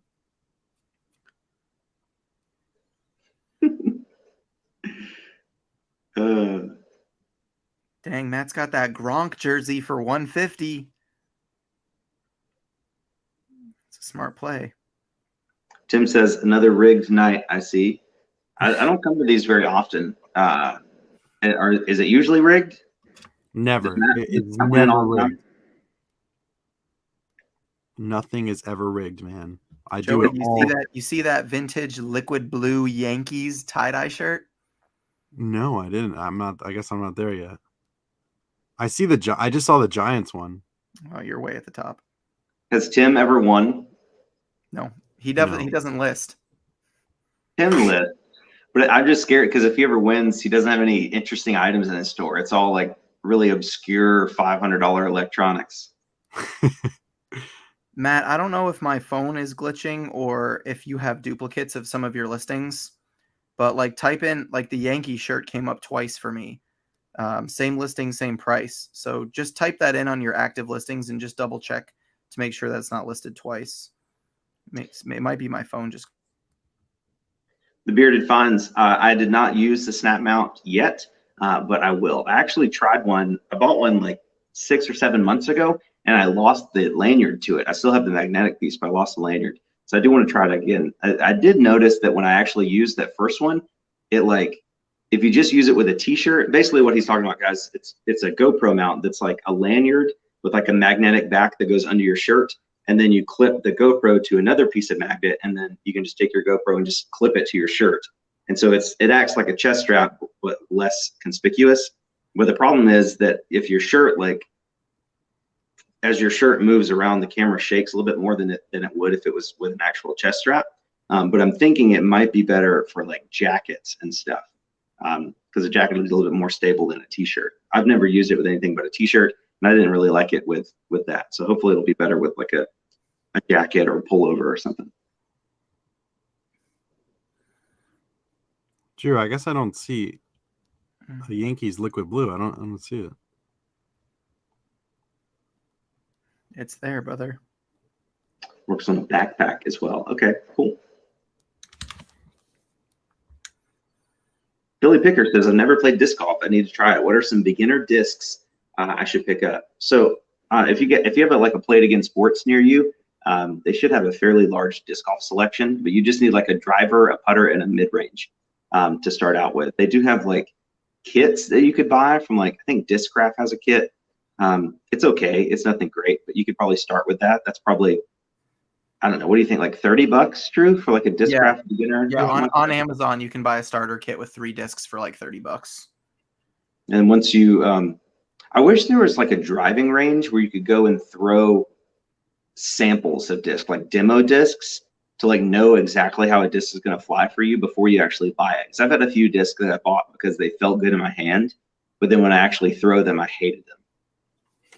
Yeah, it's tough. The problem is like every time, once one disc gets used, then it doesn't throw the same way. Like when you break in a disc, it doesn't throw the same way as when it's brand new. So, but I would definitely like to open up a disc golf driving range, or kind of like Top Golf, where people can go and just throw their discs, and then like, you know, after you have your name on it or whatever, you get, you know, discs of you know, green or yellow or red or whatever for when you go in, just like all drivers, or if you want to get a variety. And then like after 5 or 10 minutes, everybody goes and collects their discs and then comes back. That way you don't have to worry about like people walking in the way and all that kind of stuff. Yeah. Brett, I did not try the disc golf jersey yet. I know I said I was going to wear it on Friday, but Friday was a little hectic and I had packed it up in my bag before I went to play. So I haven't tried it on yet, but I will, I'll try it on tomorrow. How about that? Amazon, try before you buy for disc golf. Yeah.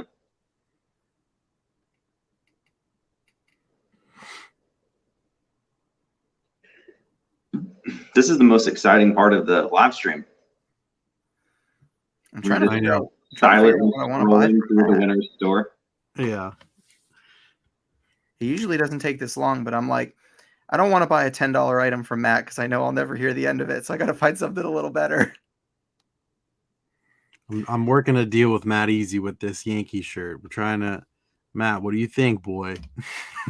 He said send him an offer and he'll probably accept it. I don't want to be, all right, $20. We'll send him an offer. Oh, someone just bought a game from Matt. That's so nice. Let's go. Kurt Cobain's in the chat right now. Oh, hello, Kurt. Long time no see, man. It's been since like 1994. While I have the chat here, I have an opportunity to purchase something fairly interesting, but I have no idea what the value is. It's a big photo collection from a professional photographer. They're like personal collection. I think they like went to a bunch of concerts back in the day, and they used their professional cameras, whatever, to take pictures of like Michael Jackson and Poison and Kiss and all these like 70s and 80s like rock pop stars. And it's like a big photo album filled with like all these professional photos of these guys. It's cool, but like, how much is that worth? You know, is there a market for stuff like that? I don't know. It's a good question. I'll just buy it on Whatnot, and then we'll just auction everything off of $1. It's the way to do it. Guys, what should I buy from Matt Easy? They're not signed. They're not signed by the artists. They're just it's just like printed photos from printed original photos. Worth what someone is willing to pay. That's true. If only people had that thought about some of our Whatnot auctions. Whatnot is fan exploitation. Same person. All right, my order's in. An item is just worth what somebody's willing to pay. What is? I can't see how much it is. It's so blurry. Can't see it over there. 80.92. Get the rights to reproduce. Okay. It's not, I wouldn't be buying it from the original photographer. It's buying it from a girl who got it at an estate sale. I just sent Matt Easy an offer. Will he accept? Drew, what'd you buy? Babe Ruth prints you sold hundreds of. That was probably our best flea market find ever. So, something I wish I would have talked to you guys about at Flipcon was about how like success on social media, you don't have to have like a huge following. Like there's like this thing called like, I think it's called like 100 or 1,000 true fans or something. So if you have a social media following, you have just 1,000 people that like really love what you do and are willing to support you by spending $100 per year, whether it be buying Babe Ruth posters or buying a course if you do that or something. Just spending $100 with you over the course of the year, $25 a quarter. 1,000 people do that, and that's $100,000 a year, which is probably more money than most of us are making, I would say, as like part-time resellers. So you don't have to have 10,000 followers or 1 million followers or anything like that. Just have 1,000 people that follow you and find enough value in what you make content about that they're willing to spend $100 a year. Yep. Guys, he accepted my offer. Let's go. This is a sick shirt. I cannot wait to get this. Guys, everybody go buy something from Matt Easy. He said his store has been dead for sales, and he's been needing this boost, even if it's only a $6 DVD or a video game. Go buy something just to get his store to turn back on. Let's show some support in the community. Matt said, I literally dreamed of this day. My order is in. Matt, Mr. Buys a Lot said he sent you a message or sent you an offer. You better accept it. If it flips, it ships. One, I guess, said 10 days ago, eBay made me a top-rated seller, and it's been 10 days since a sale. So predictable. I actually had somebody in our Facebook group the other day say, is there a way to not be top-rated because I don't want to lose sales? And I don't know what these people are talking about. Like, is there some correlation now between being a top-rated seller and losing sales volume? People, Joey, can you post the link in the chat again for Matt's store? Yeah. Matt Easy said the Duke hat is gone. I saw that was up there. That's cool. All right, yeah, let me get that link.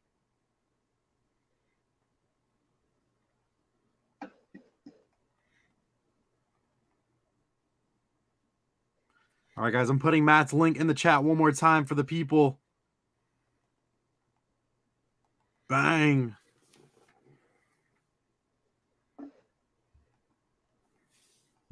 That's a good way Tim said it. Everyone wants a reason. Everyone wants to have a reason why their sales are down. No one wants the reason to be their store is full of junk. That's like a harsh way to say it, Tim. But sometimes that's what a lot of people don't understand is that you can't just buy a product. See, I do things all about sell-through rate, especially shout out to what was it, Yaya at Flipcon that was like, since Josh told me that since Josh was the one that told her that sell-through rate was the biggest thing.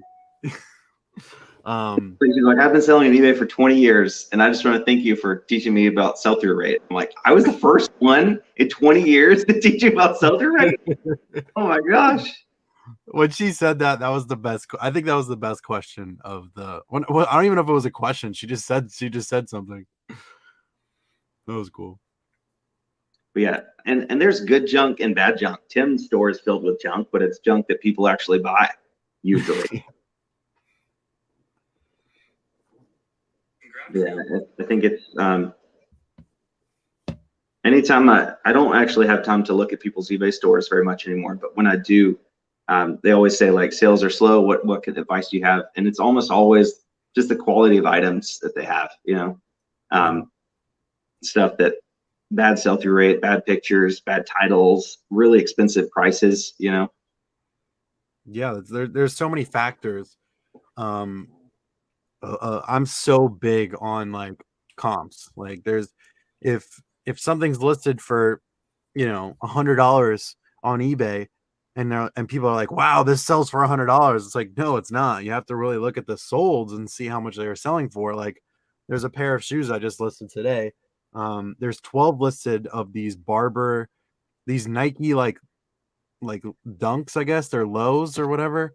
And I don't know if they're dunks or they're just the Nike like Air Force looking shoes. And it's like a special barber, like cutting hair or something like that on the shoe.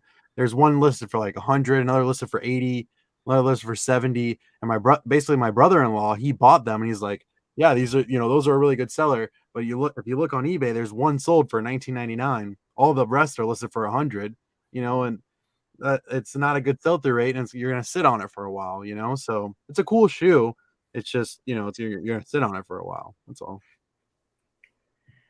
No, someone was asking me about an item on my Instagram that I had posted pictures of that I had that was not listed, and I was sending them pictures and messaging them about price and stuff because they wanted to buy it from me. Nice, Chris. Thank you very much. Bearded Fonz asks if I would be willing to do any courses on video editing. I don't think I'm ever going to do a course. Like there's nothing wrong with it. It's just like it takes a lot of work. If I ever did a course, it would be free.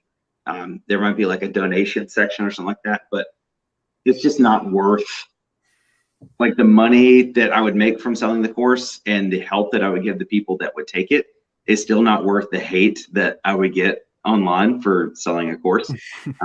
So that's not something I'd ever do. I used to go live on YouTube and share my screen as I edited the YouTube video for that day. I think I did that 2 or 3 times, and some people really liked that because I would like talk through like why I was making the edits and all that stuff. But then some people did not like it at all, even though I always titled them like, "Do not watch. This is extremely boring." And people would still come in like, "This is the worst. What is this?" I'm like, "I told you not to watch."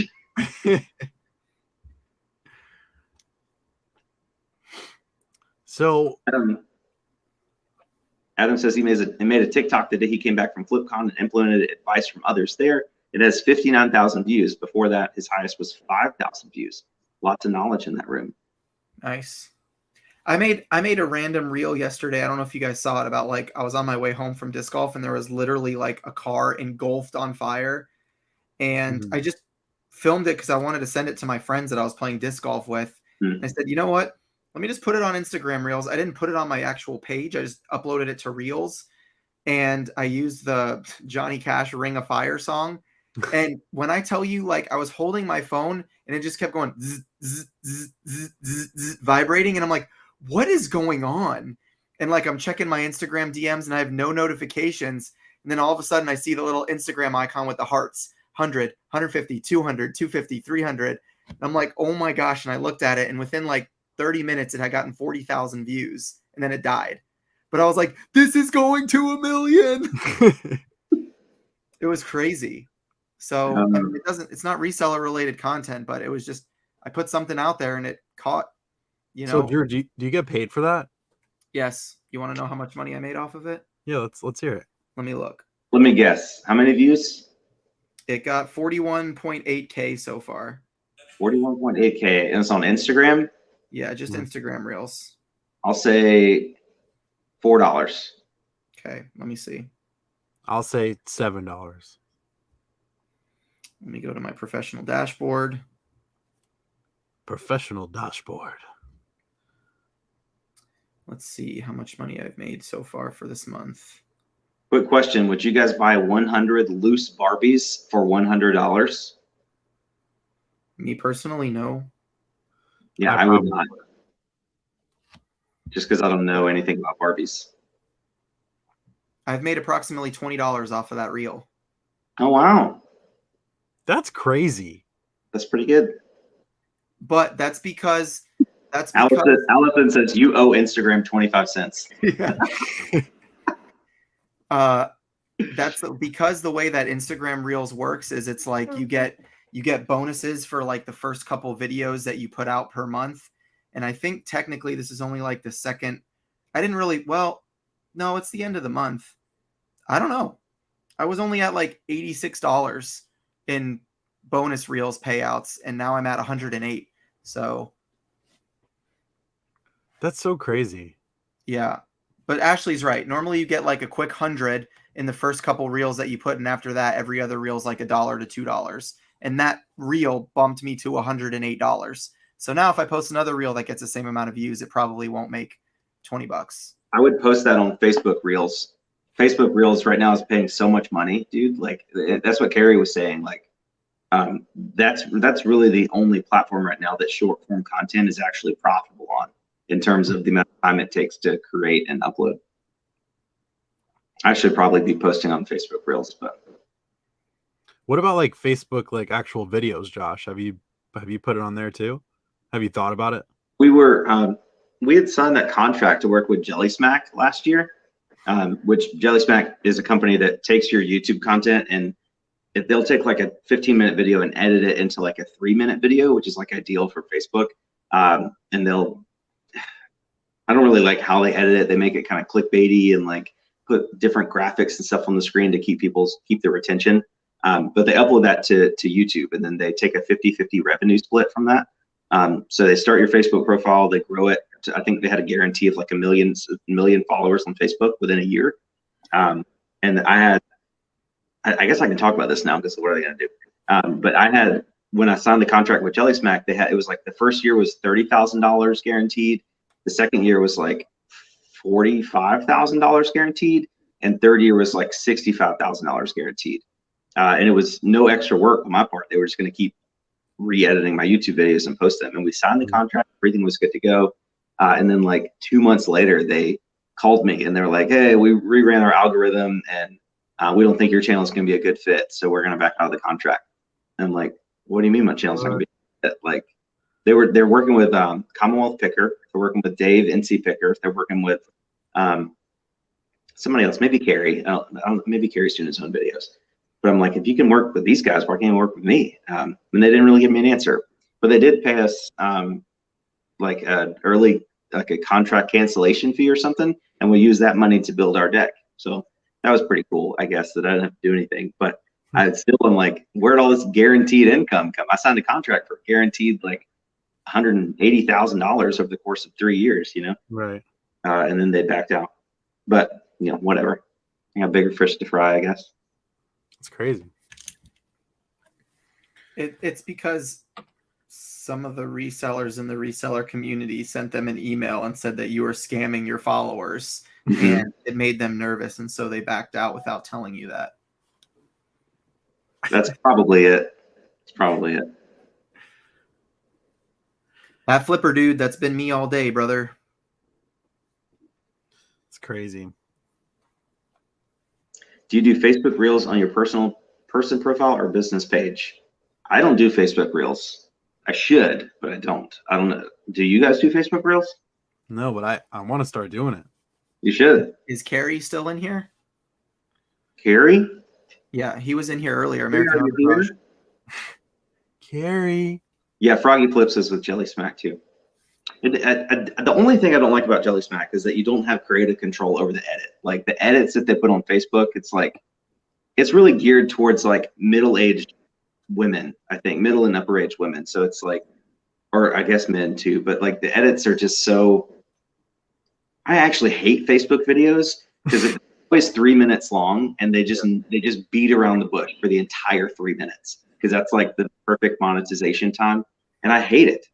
I hate it so much. They're like, oh my gosh, like I watched one yesterday, the dumbest video. It was this girl. She had like a bikini on and a life jacket. And the guy like cut the life jacket with scissors and like took the foam out. And then he cut the back and took the foam out of that. And then it was 3 minutes of him like cutting and tying stuff. And then they like undid her bikini and took the bikini out the side. And he's like, okay, you ready? Like, we're going to turn down in 3, 2, and it wasn't 3, 2, 1. It was like 3, 2, and then she went in the water. He's like, okay, you're a count. She's like, I'm so nervous. What if it's see through or whatever? Like getting all the guys to watch it. He watched it too. It was blowing up yesterday, and I was like, I don't know why I'm watching this. Let's just watch it and see how dumb it looks. And she finally gets up out of the water 3 minutes later, and it looks stupid. It looks like a life jacket that was cut and strapped together, and they're like, oh, it's so cute. I'm like, no, it freaking sucks. Every Facebook video I've ever seen in my entire life has been a complete waste of my time. Yeah. But they do pay very well, so I get it.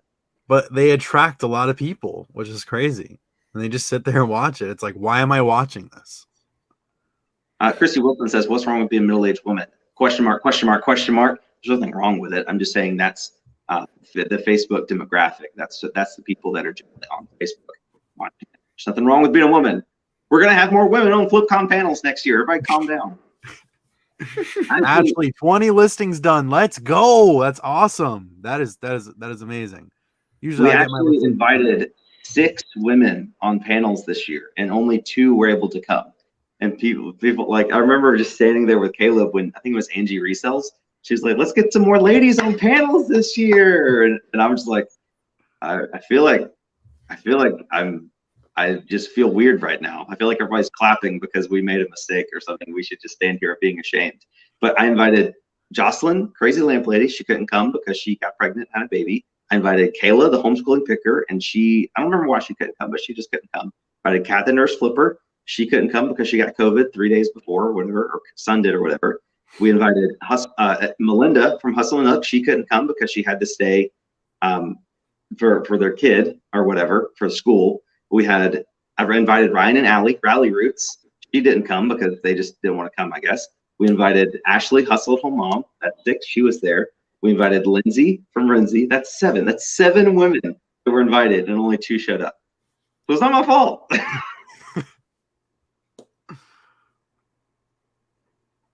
I did ask Rachel Strickland if she wanted to speak next year because I think she'd be a great speaker, and she has agreed. So that's the only teaser. Next year we will have Rachel Strickland as a speaker. Let's go. How to pack your bags to be the most fashionable at Flipcon. Dude, she had like, what was it? Like a mermaid? Something like that. Dude, it was awesome. Ginger Marvin was available. At that moment, when everybody was clapping, I should have just like grabbed a bunch of random women like Ginger and that lady, Angie. I was like, you get up there. Get on the panel, Angie. Let's have at it. Like, what was I supposed to do in that moment? You know, they're just standing there. Yeah. Poor guy. And I'm not saying it. I don't want to say anything bad about Angie. She was just the one that was bringing it up. But I'm like, there's a lot that goes into this. I didn't just invite these 2 women with 10 other guys. A lot of people doubt. Yeah.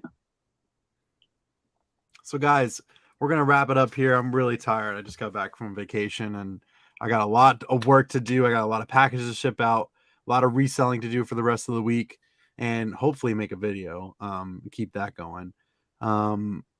Guys, any last keep that words? going. Well, I want to get it. I want to get into it. More like start it back up. Yeah, that's what I meant to say. Any last words for these beautiful people that are here right now? 178 people. Just end it with something really good. Something really good. 178 people. Guys, thank you so much for watching tonight on the live version of the Triple Thrift podcast. We're going to name this We're Back. And we are looking forward to the next episode of the Triple Thrift podcast coming in December of 2022. I would like to say one thing that I have proven with this live stream, that Flipcon made Josh a night person. Let's go. Yeah, I'm feeling pretty good. I might actually go list something now. Will you do it? It's because me and you were drinking Red Bulls at 11 o'clock at night. Come on, baby. Hey, so Drew's drinking a Red Bull. If anybody wants to go live, I'm going to go live on my channel for the next 12 hours. Allison, you weren't at Flipcon, but the Trash to Cash podcast was roasting us. And they were like, every episode of the Triple Thrift podcast is just called We're Back. We're back. And then it was like, that really is. Like, I think we have at least 5 episodes called something like We're Back or finally a new episode or something. It's very. And I'm okay with it. I'm totally okay with it. All right, Drew, give us your last words for the beautiful people. Guys, it's a new day. It's a new life. Get your listings done. Get that. You've got stuff to list. Don't worry about fear of missing out. Get that stuff listed. Make your money. Save up for Flipcon now. Listen, if you save $1 a day, all you have to do is save $1 a day until next year's Flipcon. You can pay for your Flipcon ticket for next year just by saving $1 a day. That's assuming that ticket prices are going to be the same. The way inflation is going, tickets may be like $1,500 by then, but keep saving and it should be fun. Yo, just kidding, guys. I'm kidding. Thank you to everybody who bought from Matt Easy. It looks like Matt made quite a few sales tonight too. So thank you everybody in the chat. Josh, thanks for being here. You're the best. Josh. My pleasure, man. I had a great time. All right, guys. Thank you so much again. I love you all. Thanks for being here. We'll do this again next week. All right, guys. This has been Joey Bada Bing 22, your local mailman. And I'll catch you guys next time. See ya.